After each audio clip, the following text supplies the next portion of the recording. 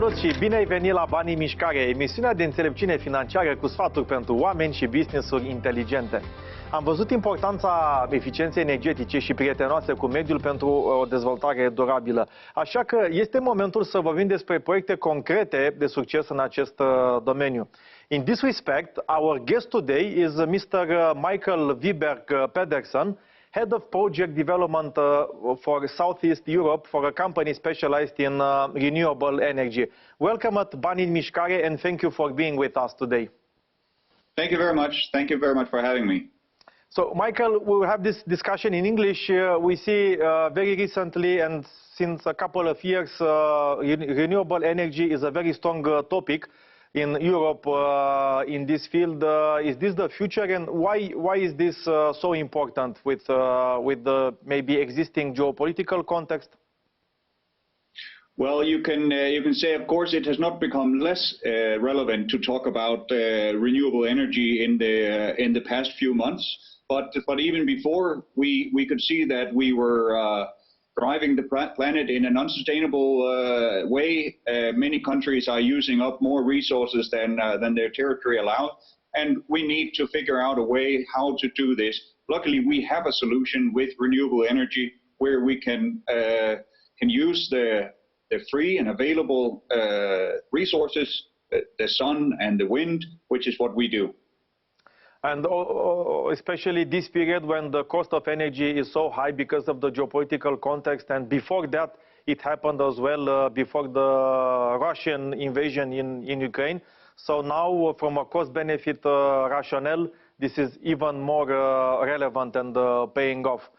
So Michael, let's talk business. What type of services and products does your company provide in this area of renewable energy? And are you active in Romania, and since how many years? Yes, we have been active in Southeast Europe in many years.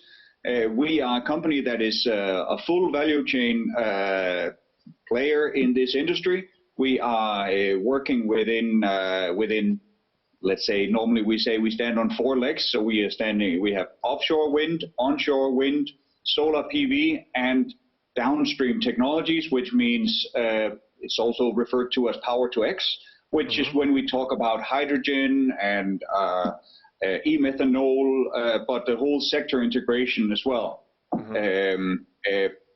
enabling us to offer a renewable solution to container ships, for example. And I would like to give an example of that if there is time later. Yes, because we have to see. Sorry, I can also explain in Romania.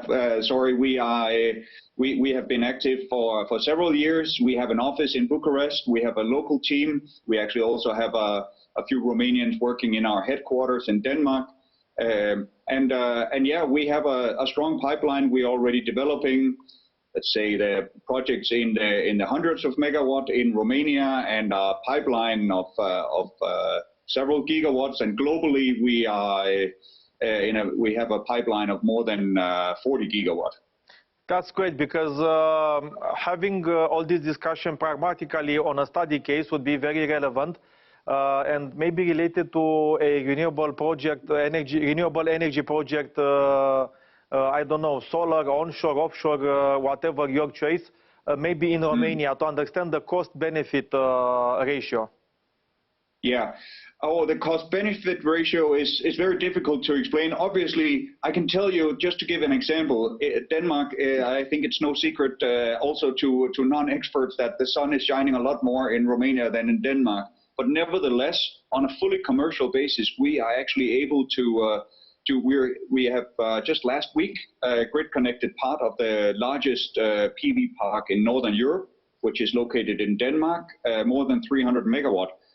But what actually makes this project even more interesting is the sector integration, because in connection with that 300 megawatt PV project, we are also building the world's largest hydrogen project, where we are commercially supplying hydrogen to the market.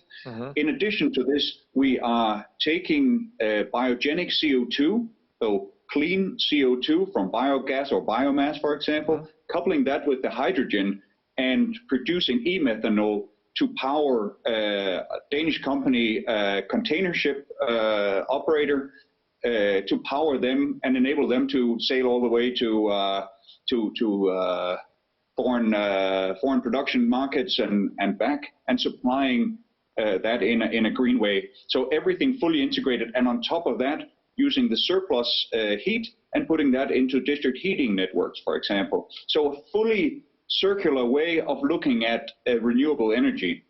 And that is for sure the future, because sustainable development means a model where we no longer consume materials, but we recirculate materials and energy and increase the efficiency of energy that we use, because otherwise all this growth that we are promoting and we need to see, it will stop and we will go to an end. So for sure that is the future. So thank you again. Yes? No.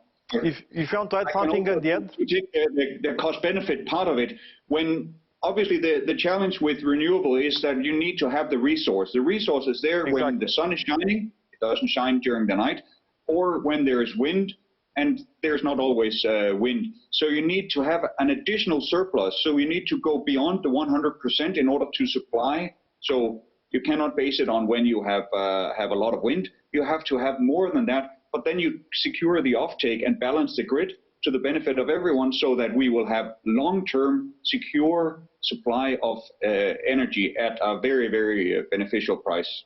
Exactly. That is the best way we can support growth, and we can also use our existing resources, which are renewable, in our businesses and community. Thank you again, Mr. Michael Viberg Pedersen, for your time and for our very interesting discussion. So wish you all the best and good luck. Thank you. You too. Dragilor, rămâneți alături de noi. Discuții foarte interesante, proiecte de succes și soluții concrete pentru eficiență energetică. Așa că o să tot vorbim în cele ce urmează în această direcție. Până atunci, nu uita, banii sunt întotdeauna în mișcare. Așa că fii înțelept și fă-i să lucreze pentru tine, familia și afacerea ta.